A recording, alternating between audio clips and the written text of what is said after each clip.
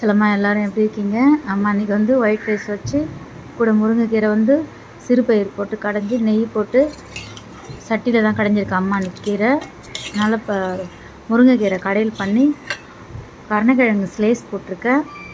அது கூட வந்து தயிர் வச்சுட்டேன். அது கூட வந்து புதினா சட்னி பண்ணியிருக்கேன். புதினா சட்னி பண்ணிவிட்டு அதுக்கப்புறம் காலையில் டிஃபனுக்கு பற்றி அம்மா வந்து பார்லி அரிசி கஞ்சி வச்சுருக்கேன்டா. இதுதான் இன்னைய சமையல் அம்மாவுக்கு. நீங்களும் இந்த மாதிரி செஞ்சு சாப்பிடுங்க. குழந்தைங்களுக்கு இந்த மாதிரி ஆரோக்கியமான பொருளாக செஞ்சு கொடுங்க. பாய்டா கண்ணுங்களா, பாய் பாய் பாய் பாய். நீங்களும் இதை மாதிரி செய்து சாப்பிடுங்க. டேஸ்ட் எப்படி இருக்குதுன்னு அம்மா பார்த்து சாப்பிட்டு சொல்கிறேன். கருணக்கிழங்கோட இந்த கீரை நெய் போட்டு அம்மா சாப்பிட்றேன். நீங்களும் இந்த மாதிரி செஞ்சு சாப்பிடுங்க.